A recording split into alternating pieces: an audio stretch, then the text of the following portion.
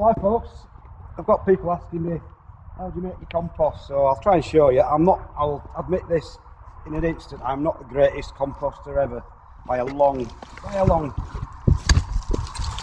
chalk, and I should really make more than I do. So I'm going to start making a lot more than I do normally, but basically all I do is just put all the vegetable waste and stuff in here and sprinkle a little bit of last year's compost on. And I basically use it as a massive wormery really, but it takes about 2 years for it to rot down properly. So I thought this year I'm going to do it a bit differently. I'm going to do it the more conventional way, which is to start turning it and adding cardboard and paper and things. So obviously I've not turned this for a while.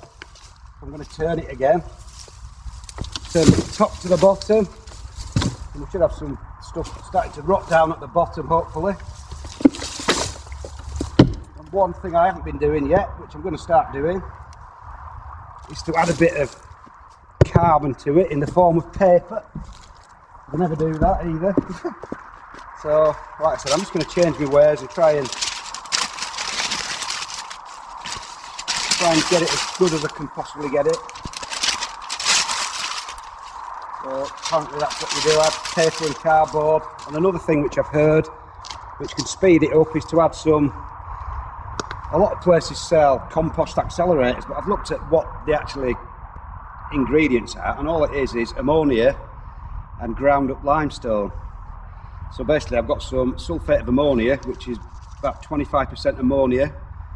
I'm just going to put a little sprinkling of this over each layer, so that'll add a bit more nitrogen, should get the heat into it a little bit, get it going, and then we'll see. So we'll just get down to the bottom of this. As you can see, I've been putting all sorts of things in, like whole onions and stuff. But you can see it's starting to rot down. But if I keep turning it like this, I'm hoping that it'll take less than the 2 years it usually does. And there's all sorts in here. This is all the pea and bean stalks, which have only gone in the last sort of like 2 or 3 weeks, and even those are looking like they're starting to drop down a little bit. So yeah, so like I said, I'm not the world's best composter at all, but I'm going to start bringing a lot of kitchen waste from home, because when I realised how much we actually throw out when I started to keep it, it was unbelievable, like a bucket full a week. So I thought, I might as well start chucking that in. So all adds good stuff to your garden. So yeah, there's still lots of uncomposted stuff. So again, I'm just going to add a little bit more sulfate of ammonia, a bit more paper in the form of carbon, because I've not got any sort of sawdust or woody sort of cuttings to put in, you know, like when you prune little branches off things, off shrubs, you can put that in. But like I say, I haven't got anything, it's all just sort of general garden waste. So hopefully, if I keep doing this, it may be a bit quicker.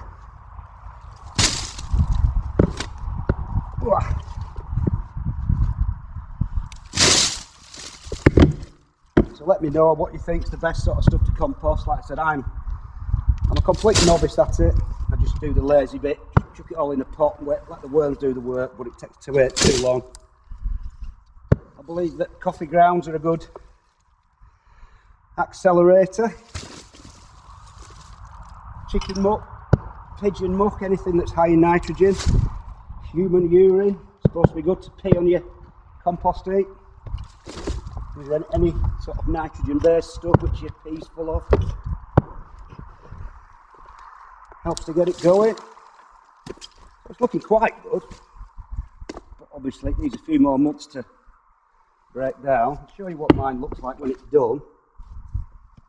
It's more like soil than compost. It's more like worm castings, because basically all it is what the worms have eaten. So but you don't get a great deal. It's alright to add a bit of that as well, keep the microbes going, get some sort of active compost. What we're going to do, we'll put a bit more paper in.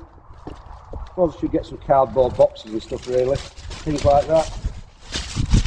Any old stuff. Because now I'm doing this sort of no dig method, the more compost I can get on the better really. So we're getting down and it's getting a bit better. Should find a few worms in a bit, I would imagine. So we get down to the compacted stuff. No worms as yet. You can see though, it's partly breaking down. That's just after about 3 or 4 months. Like this. I think that's off last year's sunflower. This is what does my back in, just bending over. Oh, so I'm surprised I've not found any worms yet, to be honest. They'll probably be right at the bottom.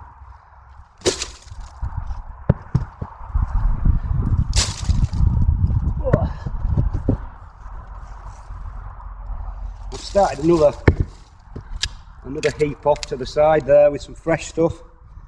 So all I'll do, I'll just keep every couple of months just turning from one to the other, back, one to the other, and hopefully it gets a bit of air in, and then maybe before next year this pile should be ready to put on.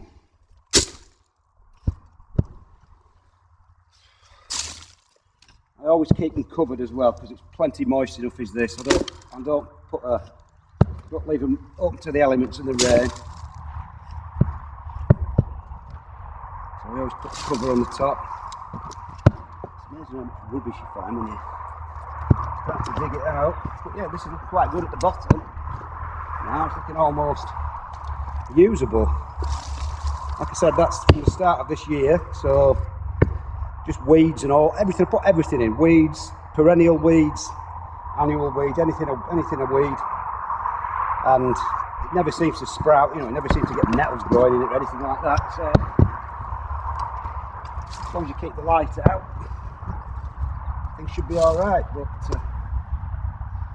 yeah, it's looking quite good down here. So when we get to the bottom, it should be good stuff, and all the stuff at the bottom. Right, we're getting into the worm zone now. Where it's getting a little bit more compacted.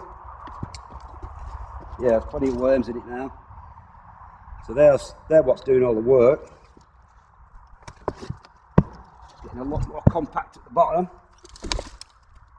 So really, it has actually worked this year. Within about 4 or 5 months, not doing anything fancy. Oh dear, it's turned into some half decent compost. Apart from the odd big lump. Giving it all swapped about should help it. Get all the worms something fresh to eat. And a bit of paper for a change instead of all lettuces and bits and pieces.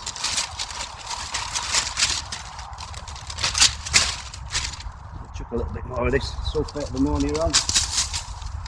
Only a sprinkle, not a great deal. So a lot of things are dropping down, but then you get something like that, like a giant whole onion that bolted. It's not been touched. Apparently onions are not particularly appetising to worms, obviously.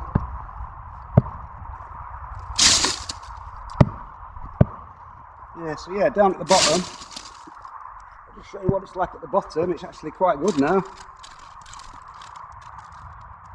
So, not too bad. Should have a good 500 litres of decent stuff to go out next year. You keep turning it. If I turn it every couple of months, I reckon it should be good. We'll just shovel a bit more in. Like I said, I've started a new one off today in another tub. We'll do exactly the same, just every few months. Just turn it out, turn it over into something else. Oh, my back's killing me. And we should be good, but it's getting quite good at the bottom now, like I said. This is just from this year, you see. Quite good. So anyway, a few more worms in again. So that's basically how I do my compost. Like I said, nothing spectacular. I could probably improve it. I need to add more paper and things like that, and I need to start taking all the waste from home, because I reckon I could get another 500 litres. Just do the waste from home every year, which would add another couple of inches to me, maybe another 2 or 3 inches to my whole plot there. And all it does is just feeds the soil gently, adds humus, and does pretty good stuff really. So there you go folks, that's for people who want to know how I make the compost. And basically that's about it. Oh, it's full of worms, big ones now, look. Yeah. Chuck it all in. Get a few worms in to start off with if you can. Just don't let it get too waterlogged. Just keep it nice and moist, and it should look after itself. Oh, that's about it folks. See you later.